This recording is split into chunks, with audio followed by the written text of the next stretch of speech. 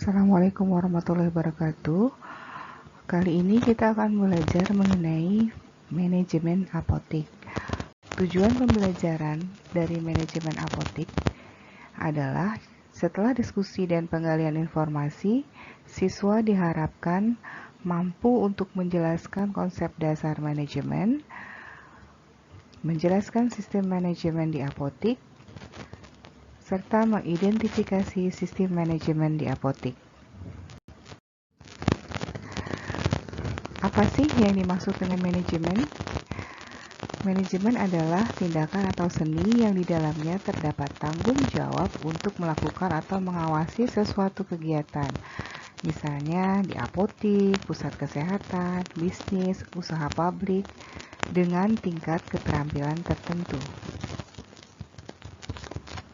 Orang yang melaksanakan manajemen, top manajemen adalah seorang manajer. Manajemen obat yaitu suatu kemampuan atau keterampilan untuk menyediakan obat, tepat jenis, tepat jumlah, tepat waktu, tepat sasaran, serta tepat penggunaan secara efisien dengan melaksanakan serangkaian kegiatan yang meliputi perencanaan, pengadaan, penyimpanan, pengendalian, persediaan, pendistribusian, dan penggunaan obat.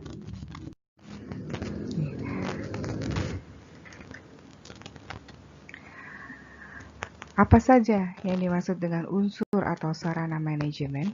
Ya, di dalam bahasa Inggris disingkatnya adalah 6M, yaitu man, money, material, method, mesin, and market. M yang pertama adalah man, yaitu manusianya. Ya, manusia di sini sebagai subjek, sebagai penggerak, motivator, dinamisator, sebagai objek. Seorang manusia itu harus dapat diatur atau digerakkan. Yang kedua adalah money atau uang. Di sini merupakan sarana utama untuk mencapai tujuan, ya, untuk membiayai tempat kerja, material, dan sebagainya. Material di sini adalah sarana pokok dalam melakukan usaha, bisa berupa bahan mentah, jadi maupun bahan jadi. Method atau cara merupakan cara tertentu yang efektif dan efisien dalam proses produksi.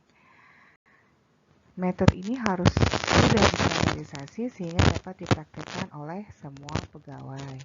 Atau kalau dalam dunia kerja itu ada istilahnya SOP, Standard Operating Procedure, yaitu metode standar yang ditetapkan oleh suatu perusahaan yang dapat dilaksanakan oleh semua pegawai. Selanjutnya adalah mesin, yaitu mempercepat, memperlancar proses penyelesaian pekerjaan dan melipat gandakan hasil produksi. Yang terakhir adalah market atau pasar. Ya, jadi barang yang sudah diproduksi itu harus dilemparkan ke pasar. Ya, jadi pemasaran di sini merupakan kegiatan puncak yang menentukan apakah hasilnya dapat diterima konsumen atau tidak. Oke.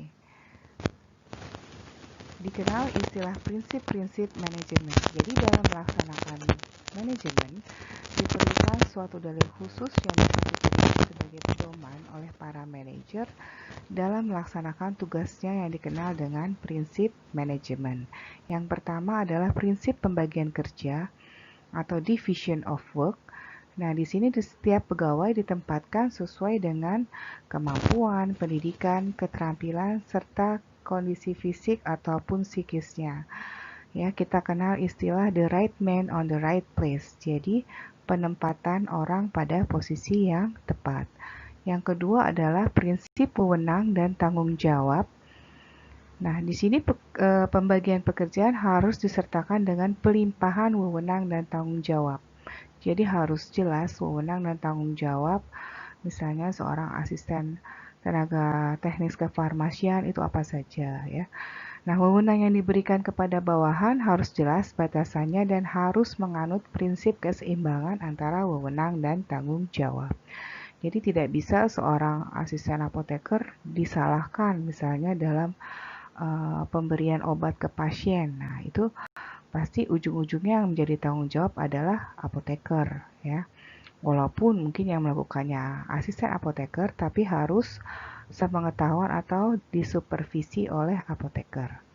Oke. Yang ketiga adalah prinsip kesatuan komando atau perintah ya. Jadi perintah itu terhadap bawahan harus sama dari atas hingga ke bawah. Jadi harus satu bahasa dan harus berasal dari sumber yang sama. Ya, hal ini bertujuan dalam pelaksanaan tugas bawahan tidak bimbang atau ragu serta jelas kepada siapa ia harus bertanggung jawab. Yang keempat adalah prinsip KISS ya. Di sini singkatan KISS yaitu koordinasi, integrasi, sinkronisasi, dan simplikasi. Koordinasi di sini artinya harus ada kerjasama ya, usaha kerjasama antara berbagai unit untuk mencapai tujuan perusahaan. Integrasi di sini usaha untuk menyatukan berbagai bagian atau unit dalam organisasi sehingga merupakan suatu kebulatan pemikiran atau tindakan ke arah satu sasaran. Sinkronisasi di sini adalah untuk menyelaraskan sinkron ya, atau menyesuaikan kegiatan berbagai bagian guna mencapai keserasian atau keharmonisan tindakan dalam satu sasaran. Simplikasi ya di sini adalah penyederhanaan. Jadi di dalam suatu organisasi biasanya yang berhasil itu organisasinya yang enggak terlalu jelimet ya struktur organisasinya ya. Jadi di sini penyederhanaan organisasi baik itu sistem, cara kerja supaya terjadi penghematan tenaga, waktu dan biaya untuk mencapai tujuan yang diinginkan.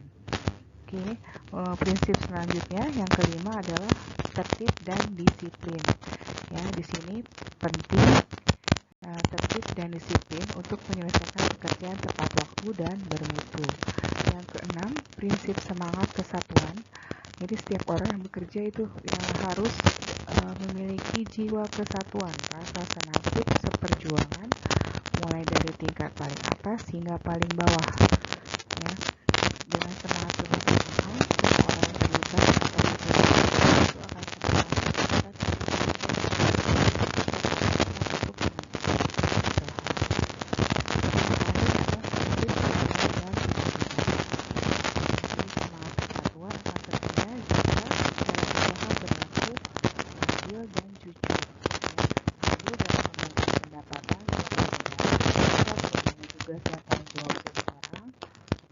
berarti bekerja dengan mendahulukan kepentingan bersama dan kepentingan pribadi.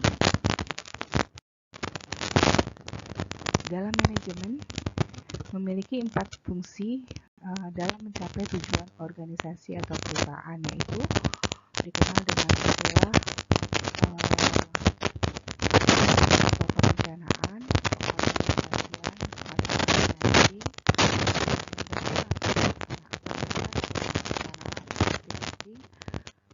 pengawasan atau controlling. Oke. Keempat, istilah manajemen ini tidak akan saya jelaskan di detail ya. Silahkan kalian bisa cek nanti tugas untuk materi ini di Google Classroom. Kenapa sih obat itu membutuhkan suatu manajemen, suatu pengaturan ya? Di sini seperti kita ketahui, obat itu digunakan untuk menyelamatkan jiwa dan meningkatkan kesehatan ya. Obat merupakan bagian penghubung antara pasien dan pelayanan kesehatan. Nah, keberadaan obat dapat meningkatkan tingkat kepercayaan pasien terhadap suatu unit pelayanan kesehatan. Jadi kalau misalnya kadang pasien datang ke suatu apotik, nyari obat A nggak ada, nyari obat B nggak ada, ya itu kedatangan pertama. Otomatis dia akan berpikir, wah apoteknya kurang lengkap nih, ya. Padahal mungkin pada saat itu lagi kosong ataupun memang kita nggak punya ya, tapi itu merupakan faktor kepercayaan dari pasien terhadap apotek kita. Sekali ke sana nggak pernah ada obat yang dicari, tentunya dia nggak akan balik lagi. Oke. Nah, obat memiliki nilai ekonomi yang tinggi atau harga yang relatif mahal. Jadi, di sini membutuhkan suatu pengaturan supaya tidak terjadi overstock atau obat-obat expire. Ya, obat mahal expire kan yang rugi apotek juga ya. Oke. Jadi, ada obat yang digunakan itu ya biasanya diseleksi ya, tidak semua obat bisa diorder oleh suatu apotek ya. Jadi harus ada pemilihan. Pemilihan di sini tentunya banyak faktor yang menjadi pertimbangan ya. Obat-obat yang sudah diseleksi ini selanjutnya akan dipilih oleh bagian pembelian atau procurement.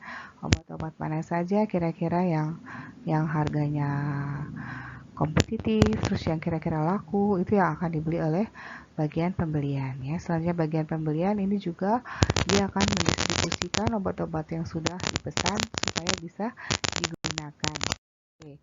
Nah, penjelasan dari siklus tersebut ya, fungsi seleksi merupakan kegiatan pemilihan obat mana yang akan diadakan. Oke. Sedangkan procurement atau pengadaan, dia mencakup kegiatan perhitungan perencanaan kebutuhan obat, pemilihan metode pengadaan, pengelolaan pelelangan, melakukan ikatan kontak sekaligus mengawasi ketaatan terhadap pengadaan obat, pengendalian persediaan obat, dan pengawasan mutu. Fungsi distribusi meliputi kegiatan pengelolaan fasilitas, penyimpanan obat, ya, pengendalian persediaan, pengelolaan distribusi, dan pengelolaan transportasi. Fungsi penggunaan obat meliputi kegiatan diagnosa, penulisan resep, pelayanan resep, dan memastikan obat tersebut digunakan oleh pasien secara benar.